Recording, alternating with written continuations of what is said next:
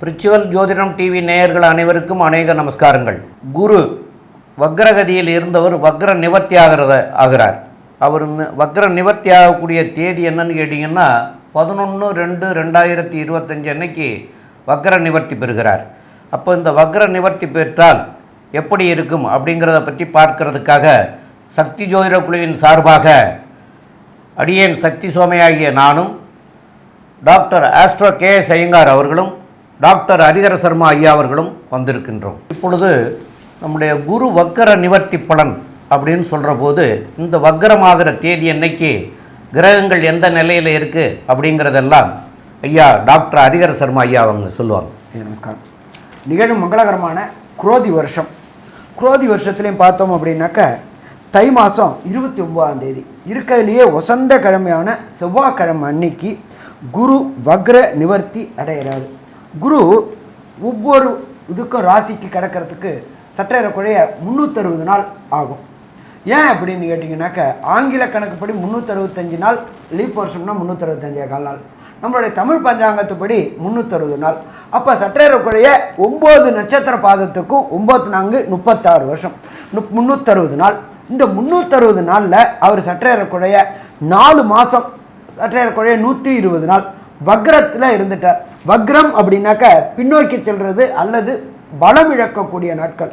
இப்போ இந்த பலம் இழந்த நாட்களில் முடிச்சுட்டு திருப்பி குரு தன்னுடைய ரிஷப வீட்டில் பலம் பெறக்கூடிய நாள் அப்படின்றதான் வக்ர நிவர்த்தி நாள். இந்த வக்ர நிவர்த்தி அடையும் பொழுது என்னென்ன நற்பலன்கள் என்னென்ன தீபலன்கள் இருக்குது அப்படின்றத நம்ம விரிவாக ஒவ்வொரு ராசிக்கும் பார்ப்போம். இதை தவிர பார்த்தோம்னாக்க இந்த வக்ரா ஆகி நிவர்த்தி அடைகிற நாளில் என்னென்ன கிரகங்கள் என்னென்ன நிலையில் இருக்கிறாங்க அப்படின்னு பார்ப்போம். காலபுருஷ தத்துவத்தின்படி 2வது இடமான ரிஷபத்தில் குரு பகவான் இருக்கார். அங்கேயே அவர் வக்ர நிவர்த்தி அடைகிறாரு. வக்ர நிவர்த்தி அடைகிறது என்ன இதில் அடைகிறாரு அப்படின்னாக்க ரோகிணி நட்சத்திரத்துக்கு வராரு. அங்கேயே 90 நாள், அதாவது 90 நாள் இருக்க போகிறாரு. அடுத்த குரு பெயர்ச்சி அப்படின்றது 11 மே 2025 அன்னைக்கு அடுத்த குரு பெயர்ச்சி. அப்போ இதில் பார்த்தோம் அப்படின்னாக்க இந்த 360 நாளில் வக்ரகதி 120 நாள், வக்ரம் இல்லாமல் ஒரு 90 நாள், 210 நாள், பாக்கி அதில் ஒரு 150 நாள். அப்போ டோட்டலாக பார்த்தா 240 நாள் குரு வக்ரம் இல்லாமல் இருந்தது, 120 நாள் வக்ரத்தோடு இருக்கிறது. வக்ர பலன்களை நீங்கள் இப்போ இந்த காலகட்டங்களில் அனுபவிச்சிருப்பீங்க. வக்ரம் பலம் இழந்தது. இப்போ வக்ரம் நிவர்த்தி ஆகக்கூடிய காலகட்டங்களில் என்னென்ன நற்பலன்கள் பார்ப்போம். காலபுருஷ தத்துவத்தின்படி 2வது ராசியான ரிஷபத்தில் குரு பகவானும், 3வது இடமான மிதுனத்தில் செவ்வாய் பகவானும், 6ஆம் இடமான கன்னியில் கேது பகவானும், இதை தவிர பெயர் அன்னைக்கு சூரிய பகவான் மகர சங்கரமணத்தில் மகரத்திலையும், புத பகவானும் சனி பகவானும் கும்பத்திலையும், சுக்கிரனும் ராகுவும் காலபுருஷ தத்துவத்தின்படி 12வது ராசியான மீனத்திலையும் இருக்கிறாங்க. இதில் என்ன ஒரு விசேஷம் அப்படின்னாக்க சுக்கிர பகவானை பொறுத்தளவுக்கு பரிவர்த்தனை யோகம் பெற்றிருக்கிறாரு. குருவோடைய வீட்டில் சுக்கிரனும், சுக்கிரனோட வீட்டிலேயே குருவும். அப்போ இதுக்கு என்ன பலன் அப்படின்னாக்க அந்தந்த கிரகங்கள் அந்தந்த இடத்துல ஆட்சி பெற்றதற்கு சமானம்.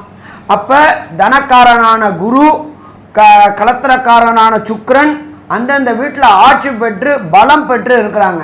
இந்த வக்ர நிவர்த்தி முடிஞ்ச விட்டு திருமண தடைகள், கடந்த காலகட்டங்களில் குரு வக்ரமாக இருந்ததுனால திருமண தடைகள் தாமதங்கள் ஏற்பட்டு இருந்த அத்தனை பேருக்குமே திருமண தடைகளும் தாமதங்களும் விலகக்கூடிய காலகட்டங்கள். சரி, இதை தவிர இந்த குரு நிவர்த்தி அடையக்கூடிய காலகட்டங்களில் நாம் செய்ய வேண்டிய எளிய பரிகாரங்கள் என்னென்ன, எல்லா ராசிக்காரங்களுமே இந்த சொல்லக்கூடிய எளிய பரிகாரங்களை செய்யலாமா? செய்யலாம்.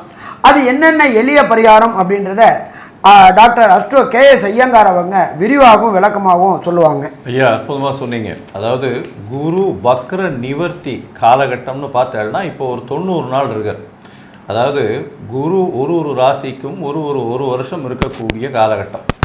பொதுவாகவே 5ஆம் இடம், குருவிலிருந்து 5ஆம் இடத்துல சூரியன் இருந்து அவர் 8ஆம் இடம் 7ஆம் இடத்தை தாண்டி வரக்கூடிய காலகட்டத்தில் வக்ர நிவர்த்தி அடைகிறார். 9ஆம் இடம் வரக்கூடிய இடத்துல சூரியன் வரக்கூடிய இடத்துல வக்ர நிவர்த்தி அடைகிறார். இப்போ பார்த்தாலேனால் குரு வக்ர நிவர்த்தி அடைகிறார், பெரிய விசேஷம். அதை தவிர சுக்கிரனோட பரிவர்த்தனை யோகமும் இருக்குது. இதனால் வந்து மிகப்பெரிய ஏற்றத்தை கொடுக்கக்கூடிய காலகட்டமாக போகிறது. இந்த காலகட்டத்தில் சில ராசிக்காரர்களுக்கு சற்று பிரச்சனைகள் இருக்கக்கூடும். அவர்களுக்கு பார்த்தீங்கன்னா எளிய பரிகாரம் அப்படின்னு சொல்லக்கூடியது குரு காயத்ரி மந்திரத்தை சொல்கிறது ரொம்பவும் நல்லது. குரு காயத்ரி மந்திரம் அப்படின்னு சொல்லக்கூடியது என்ன அப்படின்னா, ஓம் ரிஷபத்வஜாய வித்மஹே கிருணிஹஸ்தாய தீமஹி தன்னோ குரு பிரச்சோதயாத்து அப்படின்ற குரு காயத்ரி மந்திரமும், அதை தவிர இன்னொரு காயத்ரி மந்திரம் இருக்குது குருவுக்கு. அது ஓம் குருதேவாய வித்மஹே பிரம்மானந்தாய தீமஹி தன்னோ குரு பிரச்சோதயாத்து அப்படின்ற இந்த குரு காயத்ரி மந்திரத்தை ஒரு நாளைக்கு 3 முறையாவது சொல்லிட்டு வர்றதன் மூலியமாக உங்களுடைய பிரச்சனைகள் படிப்படியாக, அதாவது சூரியனை கண்ட பனி போல விலகக்கூடிய காலகட்டமாக இருக்கும். அதை தவிர பார்த்தேனால் இந்த சின்ன ஸ்லோகம்னு சொல்லக்கூடிய குரு பிரம்மா குரு விஷ்ணு குரு தேவோ மகேஸ்வரா குரு சாக்ஷாத் பரபிரம்மா தஸ்மை ஸ்ரீ குரவே நமஹா அப்படின்னு சொல்லக்கூடிய இந்த ஸ்லோகத்தையும் 3 தரம் ஒரு நாளைக்கு சொல்லிட்டு வர்றதன் மூலியமாகவும், அருகில் இருக்கக்கூடிய குரு பகவான் இல்லைன்னா தட்சிணாமூர்த்திக்கு நெய் விளக்கு 3 விளக்கு வியாழக்கிழமை போடுறதன் மூலியமாகவும், மஞ்ச வஸ்திரங்கள் தானம் கொடுக்கறதும் மஞ்சள் கலர் பழங்கள் தானம் கொடுக்கறதன் மூலியமாகவும் நிச்சயமாக இந்த குருவினால் ஏற்படக்கூடிய பிரச்சனைகள், குருவினால் ஏற்படக்கூடிய தடங்கல்கள் நிச்சயமாக இந்த மேஷம் முதல் மீனம் வரை இருக்கக்கூடிய ராசிக்காரர்களுக்கு விலகும். இதை தவிர பார்த்தீங்கன்னா ஒரு குரு பிரச்சனைகள் இருக்கக்கூடியவர்களுக்கு, அதாவது எந்த ராசிக்காரர்களுக்கு பிரச்சனைகள் இருக்கோ அருகில் இருக்கக்கூடிய கோவிலில் போயிட்டு உங்களால் முடிஞ்ச அளவுக்கு தானங்கள் தர்மங்கள் கொடுக்கறதும், கல்விக்கு கூட கொஞ்சம் உங்களால் முடிஞ்ச அளவுக்கு செலவு பண்ணுறதும், நெய் வந்து தானம் கொடுக்கறதும் ஒரு பெரிய ஏற்றத்தையும் மாற்றத்தையும் உங்கள் வாழ்வில் நிச்சயமாக கொண்டு வந்து தரும். இப்போது மேஷம் முதல் மீனம் வரை ஒரு ராசியாக குருவினுடைய வக்ர நிவர்த்தி என்ன ஒரு பெரிய மாற்றத்தை ஏற்படுத்தும் அப்படின்றத ஒன்றொன்னா பார்க்கலாம். மேஷம், அஸ்வினி பரணி கிருத்திகை இந்த 3 நட்சத்திரம் 9 பாதங்களை கொண்ட ராசி. ராசியின் அதிபதி செவ்வாய் பகவான். இந்த வக்ர குரு பெயர்ச்சி என்ன ஒரு மாற்றத்தை ஏற்படுத்தும்னு பார்க்குறோம். ராசிக்கு 2ஆம் இடத்துல குரு பகவான் வக்ர நிவர்த்தி அடைகிறார். இதன் மூலியமாக பார்த்தேனால் தனக்காரகன் தனஸ்தானத்தில் இருக்கிறது பெரிய ஏற்றத்தை கொடுக்கக்கூடிய காலகட்டம். அது தவிர பார்த்தேனால் இந்த காலகட்டத்தில் உங்களுடைய ராசிக்கு 2ஆம் இடத்தில் குரு இருக்கிறதுனால பண வரவிற்கு பஞ்சம் இருக்காது. எதை தொட்டாலும் பணம் வரும். குடும்பத்தில் நல்ல சந்தோஷங்கள் நிகழக்கூடிய காலகட்டமாக அமைய போகிறது. உங்களுடைய ராசிக்கு பார்த்தேனால் குருவும் சுக்கிரனும் பரிவர்த்தனை யோகத்தில் வேறு இருக்கா. ஏன்னா ராசிக்கு 12ஆம் இடத்துல சுக்கிரன் உச்சம் பெற்று போகிறதும் குரு 2ஆம் இடத்துல இருக்கிறதுனாலையும் பெரிய ஏற்றம் கிடைக்கக்கூடிய காலகட்டமாக இருக்கும். வீட்டுக்குன்னு அலங்கார பொருட்களுக்குன்னு நிறைய செலவு பண்ணக்கூடிய காலகட்டமாக அமைய போகிறது. குடும்பத்தில் நல்ல சந்தோஷமான நிகழ்வுகள் நிறைய, அதாவது என்ன சொல்கிறது, ஒரு சுப காரியங்கள் நடக்கக்கூடிய காலகட்டமாக அமைய போகிறது. ராசிக்கு 12ஆம் இடம் வலுத்து போகிறதுனால கணவன் மனைவிக்குள்ள ஒரு நல்ல அந்யோன்யம் இருக்கக்கூடிய காலகட்டமாக அமைய போகிறது. பரிவர்த்தனை யோகத்தில் குரு 12ஆம் இடத்துலையும் சுக்கிரன் 2ஆம் இடத்துலையும் இருக்கக்கூடிய காலகட்டம் இந்த 90 நாளும் இருக்குது. அதனால் பார்த்தீங்களேயானால் பண வரவு எந்த இடத்தை தொட்டாலும் உங்களுக்கு பணம் வரக்கூடிய வாய்ப்புகள் மிகவும் அதிகம். குடும்பத்தில் புதிய வீடு மனை வாங்கக்கூடிய பாக்கியம் உண்டு. புதுசாக நீங்கள் ஏதாவது கடன் வாங்கக்கூடிய வாய்ப்புகள் நிச்சயமாக இருக்கும். வெளிநாட்டிலிருந்து பணம் வரக்கூடிய வாய்ப்பும் திடீர் பணம் வரக்கூடிய வாய்ப்புகளும் நிச்சயமாக இருக்கும். தொழிலில் பெரிய ஏற்றம் கிடைக்கக்கூடிய காலகட்டமாக அமைய போகிறது. உங்களுடைய எதிர்பாலினத்தவர் மூலியமாக நல்ல ஒரு ஏற்றமான விஷயங்கள் கிடைக்கக்கூடிய காலகட்டம். உங்களுடைய பேச்சின் தன்மையினால் பார்த்தேனால் பெரிய ஏற்றங்கள் கிடைக்கக்கூடிய காலகட்டமாக இருக்குது. உங்களுடைய பேச்சின் மூலியமாக அடுத்தவரை ஈஸியாக வெல்லக்கூடிய ஒரு என்ன சொல்கிறது, ஒரு மெச்சோர்டு டாக்கிங்னு சொல்லுவாங்க இல்லையா, எந்த ஒரு விஷயத்தையும் ஆழமாக எடுத்து செய்யக்கூடிய அளவுக்கு உங்களுக்கு ஒரு அனுபவம் மிக்க ஒரு ஏற்றமான காலகட்டமாக இந்த காலகட்டம் அமைய போகிறது. இந்த குரு பகவான் உங்களுடைய ராசிக்கு 2ஆம் இடத்தில் இருந்தாலும் அவர் பார்வை பலம் அப்படின்னு சொல்லக்கூடியது 5, 7, 9 இந்த 3 இடத்தையும் இந்த குரு பகவான் பார்க்குறார். இந்த குரு பகவான் இந்த 3 இடத்தையும் பார்க்கறதன் மூலியமாக என்னென்ன மாற்றங்கள் ஏற்படும், என்னென்ன ஏற்றங்கள் ஏற்படும் இந்த மேஷராசிக்காரர்களுக்கு அப்படின்றத பற்றி டாக்டர் ஹரீர சர்மா கிட்ட கேட்போம். ஐயா, நல்லா அற்புதமாக சொன்னீங்க. எப்பொழுதுமே குருவை பொறுத்தளவுக்கு நின்ற இடத்தையும் பலப்படுத்துவார், பார்த்த இடத்தையும் பலப்படுத்துவார். அவர் நின்ற இடம் அப்படின்றது 2ஆம் இடம். 2ஆம் இடம்ன்றது குடும்பஸ்தானம். குடும்பத்தில் கடந்த காலகட்டங்களில் இருந்த குழப்பங்கள் அத்தனையும் தீரக்கூடிய வாய்ப்புகள் உண்டு. திடீர் வருமானங்கள் வரக்கூடிய வாய்ப்புகள் உண்டு. கொடுத்த வாக்குகளை காப்பாற்றக்கூடிய வாய்ப்புகளும் உண்டு. அடுத்தது குருவுடைய பார்வை அப்படின்றது விசேஷமான பார்வை அப்படின்றது 5ஆம் பார்வை. அது உங்களுக்கு ராசிக்கு 6ஆம் இடத்தை குறிக்குது. 6ஆம் இடம் அப்படின்றது பொறுத்தளவுக்கு ரணரோக சத்துருஸ்தானம். கடந்த காலகட்டங்களில் மேஷராசியை சேர்ந்த நண்பர்களுக்கு உடல்நல உபாதையினால் பொருளாதார விரயங்கள் ஏற்பட்டு இருந்துச்சு. குரு பார்க்கறதுனால அந்த பொருளாதார விரயங்கள் அத்தனையும் தீரக்கூடிய வாய்ப்புகள் உண்டு. அதே போல் இந்த மேஷராசி என்பவர்களுக்கு வேலை கிடைக்காம இருந்துச்சு, படித்த படிப்புக்கு உண்டான வேலை கிடைக்காம இருந்துச்சு. அப்போ அந்த படித்த படிப்புக்கு உண்டான வேலை இந்த 11/2/2025 அப்புறம் கிடைக்கக்கூடிய வாய்ப்புகள் மிக மிக அதிகம். அதே போல் கிடைச்ச வேலையில் பதவி உயர்வு பண வரவு கிடைக்காம இருந்துச்சு, அதுவும் கிடைக்கக்கூடிய வாய்ப்புகள் இந்த குருவின் பார்வையினால் ஏற்படக்கூடிய வாய்ப்புகள் உண்டு. அதுக்கு அடுத்தது குரு எல்லா கிரகங்களுக்குமே சதசப்தம பார்வை உண்டு. பிரகஸ்பதியான குருவுக்கும் சதசப்தம பார்வை உண்டு. அவர் பார்க்கக்கூடியது அந்த செவ்வாய்க்கு வீடான இன்னொரு வீடான விருச்சிகத்தை பார்க்குறார். நீண்ட நாட்களாக திருமணம் தடை தாமதம் ஏற்பட்டு இருந்தவங்களுக்கு திருமணம் தடை தாமதம் விலகி கண்டிப்பாக இந்த 2025க்குள்ளார வீட்டில் கெட்டி மேலே ஓசை கேட்கக்கூடிய வாய்ப்புகள் உண்டு. நீண்ட நாட்களாக சந்தான பாக்கியம் என்கின்ற வம்சமிருத்தி கிடைக்காத அத்தனை மேஷராசி என்பவர்களுக்கும் வம்சமிருத்தி கிடைக்கக்கூடிய வாய்ப்புகளும் இந்த காலகட்டங்களில் உண்டு. இதை தவிர குலதெய்வ வழிபாடுக்கு கடந்த காலகட்டங்களில் குரு வக்ர காலகட்டங்களாக இருந்ததுனால குலதெய்வ வழிபாடுக்கு புறப்படணும்னு நினச்சிட்டு இருந்தவங்களுக்கு ஏதாவது ஒரு தடையும் தாமதமும் வந்துட்டு இருந்துச்சு. அந்த தடையும் தாமதமும் விலகக்கூடிய காலகட்டங்கள் இந்த குரு வக்ர நிவர்த்திக்கு அப்புறம். இதை தவிர பார்ட்னர்ஷிப்பில் தொழில் செய்யக்கூடியவங்களுக்கு குரு வக்ரமாக இருந்ததுனால அவர்களால் ஏமாற்றப்பட்டீர்கள். அந்த ஏமாற்றப்பட்ட காலகட்டங்கள் முடிஞ்சு குரு வக்ர நிவர்த்தி அடைஞ்சதுனால உங்களுடைய புத்திசாலித்தனத்தினாலும் உங்களுடைய சாதுரியத்தனத்தினாலும் உங்களுடைய முடிவெடுக்கக்கூடிய திறனும் கூடுறதுனால இழந்த இழப்புகளை பெறக்கூடிய வாய்ப்புகளும் இந்த காலகட்டங்களில் உண்டு. இதை தவிர குருவுக்கு விசேஷ பார்வை அப்படின்றது 9ஆம் பார்வையாக இருக்கார். அவர் 9ஆம் பார்வையாக பார்க்குறது ராசிக்கு இதில் மகரத்தை பார்க்குறாரு. இதை பொறுத்தளவுக்கு ராசிக்கு பொறுத்தளவுக்கு 10ஆம் இடம். 10ஆம் இடம் அப்படின்ற பொறுத்தளவுக்கு ஜீவனஸ்தானம். கடந்த காலகட்டங்களில் வேலை இல்லாமல் திண்டாடிட்டு இருந்தவங்களுக்கு வேலை கிடைக்கும். தொழில் செய்யக்கூடியவங்களுக்கு வக்ர நிவர்த்தியில் பொருளாதாரத்தில் தடையும் தாமதமும் இருந்துகிட்டு இருந்துச்சு. கடன் வாங்கி உங்களுடைய நிறுவனத்தை இது பண்ணிட்டு இருந்தீங்க. அப்போ இந்த கடன்லேருந்து தொல்லைகள் எல்லாம் எப்போ அப்படின்னாக்க கஸ்டமர் அதிகமாக வந்தால் வியாபாரம் கூடும். அப்போ இந்த குரு வக்ர நிவர்த்தி ஆகும் பொழுது 11/2 பிப்ரவரியிலேருந்து அதிகமான கஸ்டமர் வருவாங்க. பொருளாதாரம் தங்கு தடை இல்லாமல் இருக்கும். எப்போ பொருளாதாரம் தங்கு தடை இல்லையோ அப்போ வியாபாரம் நல்ல பெருகக்கூடிய வாய்ப்புகள் உண்டு.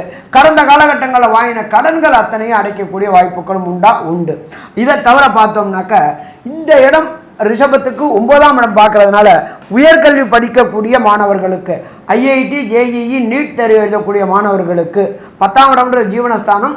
அந்த ஜீவனஸ்தானத்தை குரு பார்க்கறதுனால உயர்கல்வி படிக்கக்கூடியவங்களுக்கு உயர்கல்விக்கு உண்டான மார்க்கு எதிர்பார்த்ததுக்கு மேலே மார்க்கு கிடைக்கக்கூடிய வாய்ப்புகள் உண்டு. வெளியூர் வெளிமாநிலம் வெளிநாடுக்கு முயற்சி செய்து அங்கே போய் விரும்பிய பல்கலைக்கழகங்களில் படிக்கக்கூடிய வாய்ப்புகளும் உண்டு.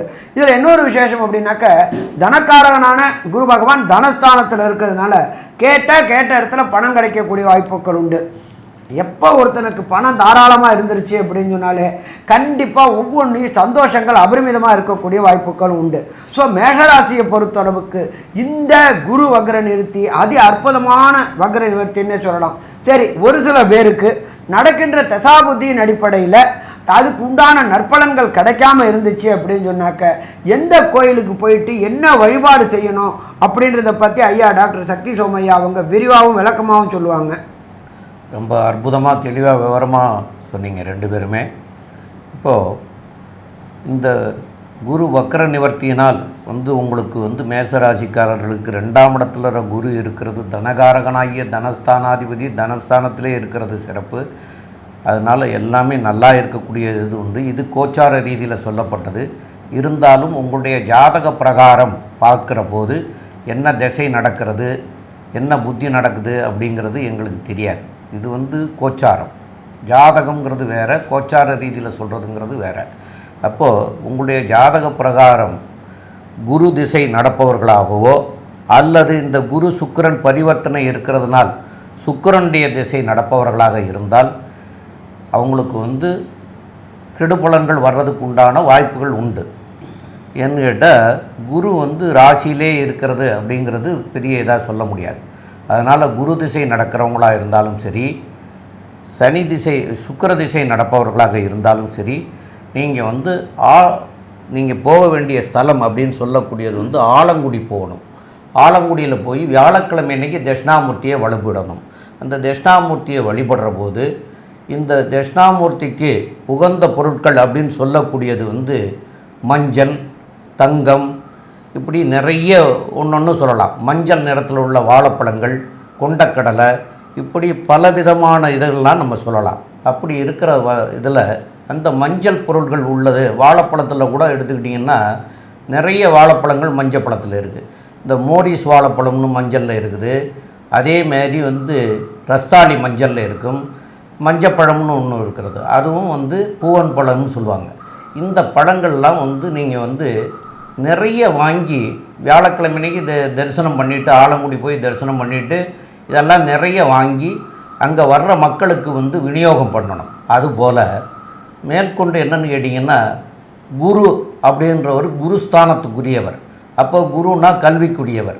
அப்போ அந்த கல்விக்கு உண்டான பணிகளில் படிக்கிற குழந்தைகளுக்கு நிறைய புஸ்தகங்கள் வாங்கி கொடுக்கலாம், நோட்டு வாங்கி கொடுக்கலாம், பேனா பென்சில் வாங்கி கொடுக்கலாம். இந்த தர்மங்கள்லாம் பண்ணலாம். முடிஞ்சால் வந்து தங்கத்தால் கூட வந்து உங்களால் வாங்கி கொடுக்க முடியும் அப்படின்னு சொன்னால் தங்கம் கூட தான தர்மமாக கொடுக்கலாம் ஏழை எளியவர்களுக்கு. இதெல்லாம் பண்ணினீங்கன்னா தர்மத்தில் சிறந்தது வந்து தலை சிறந்தது தர்மந்தான். அதனால் அந்த தர்மம் பண்ணிங்கன்னா உங்கள் குடும்பத்தையே தலை காக்கக்கூடிய இதெல்லாம் உண்டாகும். அதனால் தான தர்மங்கள் நிறைய பண்ணுங்கள். அதனால் நல்லா இருக்கக்கூடிய வாய்ப்புகள் உங்களுக்கு உண்டு. மேலும் உள்ள விவரங்களை நம்முடைய டாக்டர் கே ஐயங்கார் அவங்க சொல்லுவாங்க. ஐயா, மேஷ ராசியை பொறுத்தவரை மிகவும் ஏற்றமான காலகட்டமாக அமைய போகிறது. பணவரவிற்கு பஞ்சம் இருக்காது, தொழிலில் அபிவிருத்தி இருக்கும், புதிய வேலை கிடைக்கக்கூடிய பாக்கியம், வேலையில் ஏற்றங்கள் இருக்கக்கூடிய பாக்கியம் நிச்சயமாக இருக்கும். மறைந்த இடத்திலிருந்து திடீர் செல்வம் வரக்கூடிய வாய்ப்புகள் நிச்சயமாக உண்டு. வெளிநாடு வெளியூர் போகக்கூடிய காலகட்டம் வேலை நிமித்தமாக இருக்கும். தொழிலில் அபரிமிதமான ஏற்றம், தொழிலில் மாற்றங்கள் இருக்கக்கூடிய காலகட்டமாக இருக்கும். பரிவர்த்தனை யோகத்தின் பொருட்டு குடும்பத்தில் நல்ல ஒரு சுப நிகழ்ச்சி நடக்கக்கூடிய வாய்ப்பு, சுப நிகழ்ச்சிக்காக அதிகமாக செலவு பண்ணக்கூடிய காலகட்டமாக அமைய போகிறது. இந்த காலகட்டத்தில் எடுத்த காரியங்கள் நிச்சயமாக நடக்கும். வெளிநாடு வெளியூர் வெளிமாநிலம் போகணும்னு பார்த்துட்டு இருக்கவா எல்லாருக்குமே நல்ல ஒரு ஏற்றம் கிடைக்கக்கூடிய காலகட்டமாக இருக்குது. பணவரவிற்கு பஞ்சம் இருக்காது, தொழிலில் ஏற்றம் இருக்கும்.